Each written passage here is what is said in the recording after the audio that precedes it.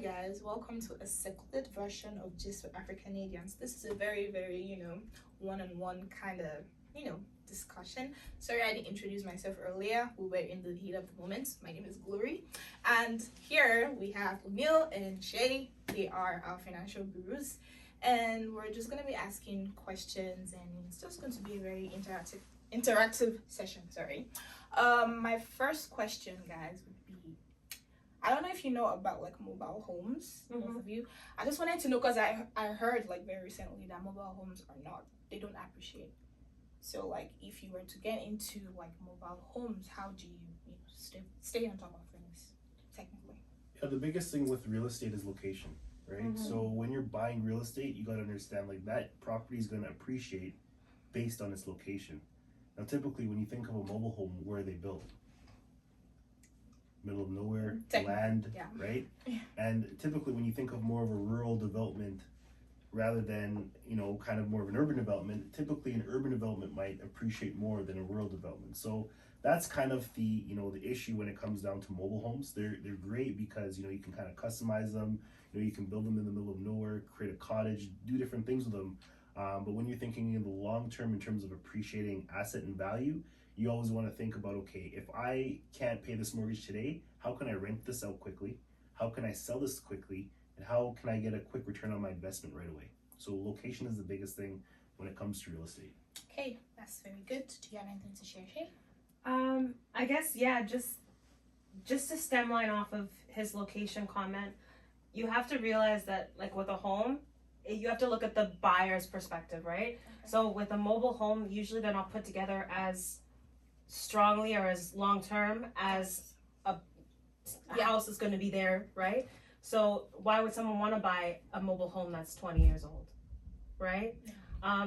Also, how you maintain the home is also going to play a role, but when you have homes that are actually structurally built, they're going to maintain a lot easier, so there's not going to be as much work being put in as usually a mobile home would. Yeah. So if you can afford it, if it makes sense, do a more solid home. But if that's your first option to get into something like that or a condo, it's still better than renting, because even if you sell it for the exact same price you bought it for, you've just lived there for 5 years rent free.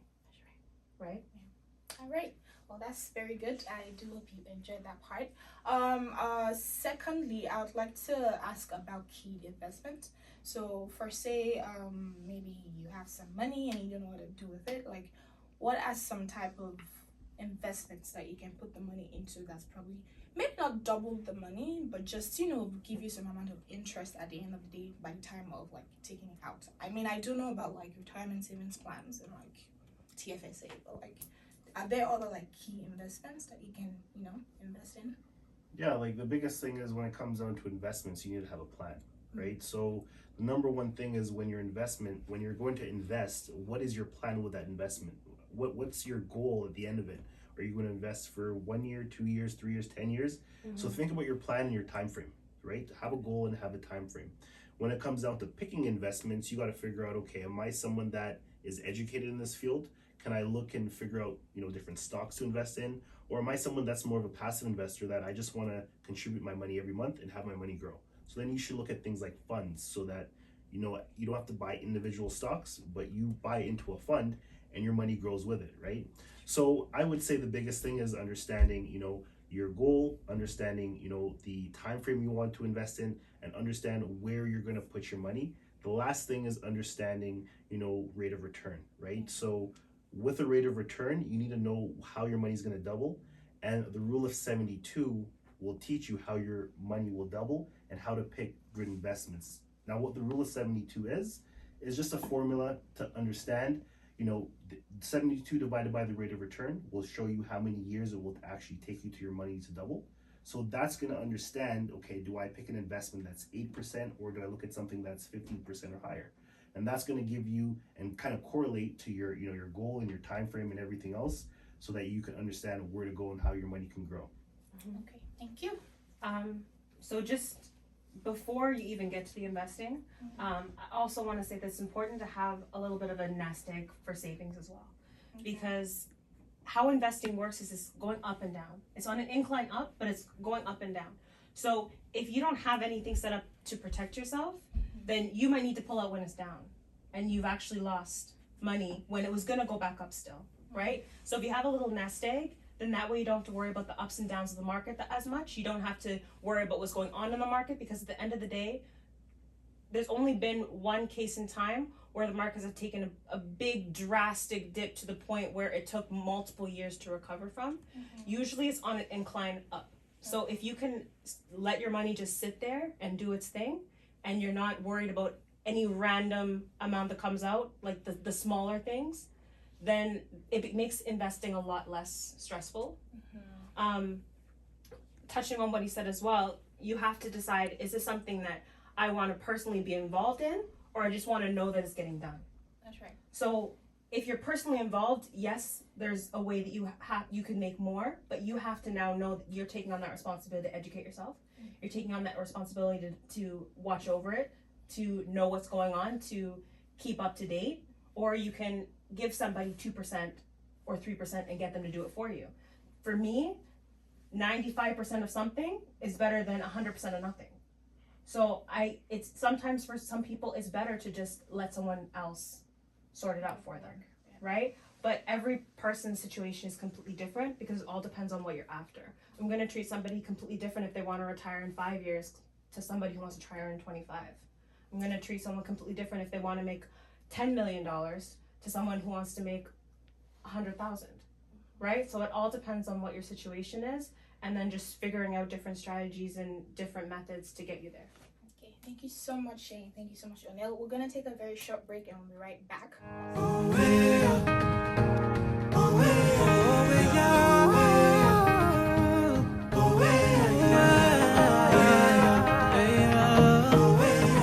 We're back. Thank you so much for your patience. The next question now would be a more, I would say, common, more realistic kind of question.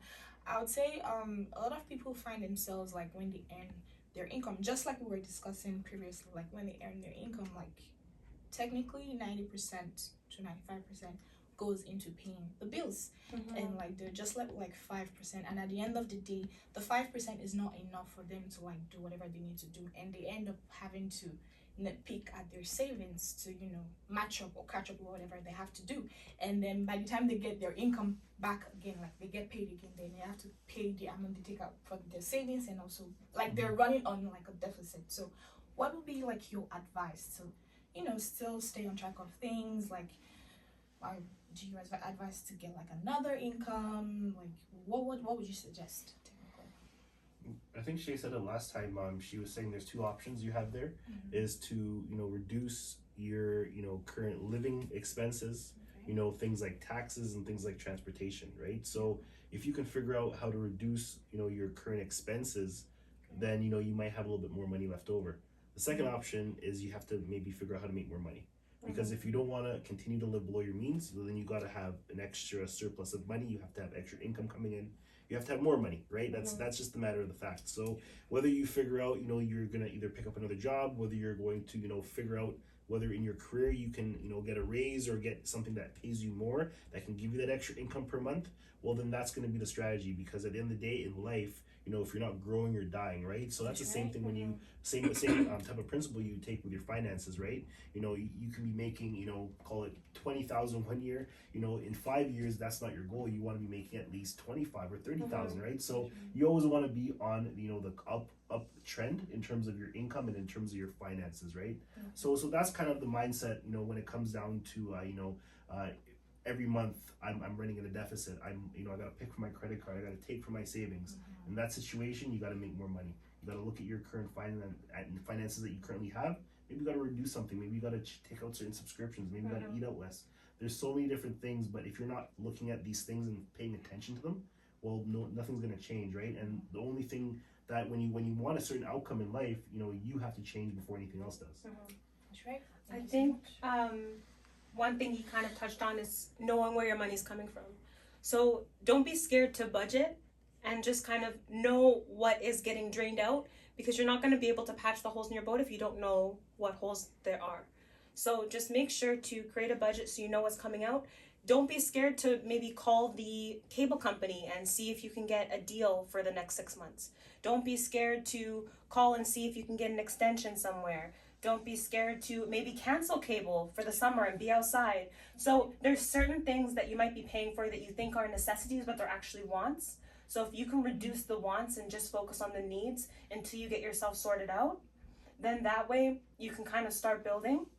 The other thing you can do is, I know I was mentioning upstairs that maybe the coffees and those little things don't matter, but that could also be something that adds up to $10, $20 that you could be investing. So it's obviously not going to make or break your whole financial situation, but that could be an extra $50 that you can now put towards investing and have it grow for you. So those little things matter too, but just kind of knowing what's coming out, know what's coming in, and just making sure that what's coming in is more than what's coming out is the major thing. Thank you so much, Seyi. Just going back to what Seyi mentioned, needs and wants. I would do the honors of defining what a need is and what a want is. A need is something that you actually require to survive. For example, food, water, shelter, clothing. Wants is, I want an iPhone 13 Pro Max. You know, something that you just feel like you want. I know I'm using the word again, but that's technically just the difference.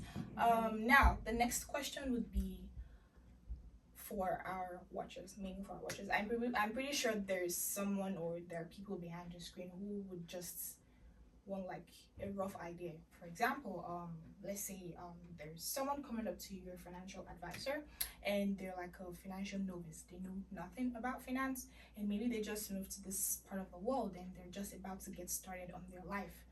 How would you suggest they start?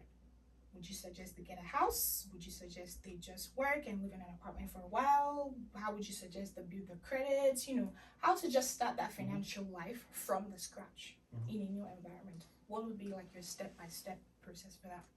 Step by step, the biggest thing is, you know, what's going to get them far in their adventure in North America and starting in a new country is education. So I would say, you know, at the end of the day, people don't, you know, plan to fail, they just fail to plan. And, you know, of course you come to this country with all these ideas and plans, but, you know, that's great. When you have a plan, you need to find a coach, right? Somebody that can, you know, help you, you know, with your finance, somebody that can explain things to you. You know, when you look at athletes, right? All great athletes have coaches. So take the same approach to your finances, right? So I think that a lot of people are afraid to talk about these things and seek the help, just like what you're saying. So I think the biggest thing is finding someone that can help them and steer them into the right direction.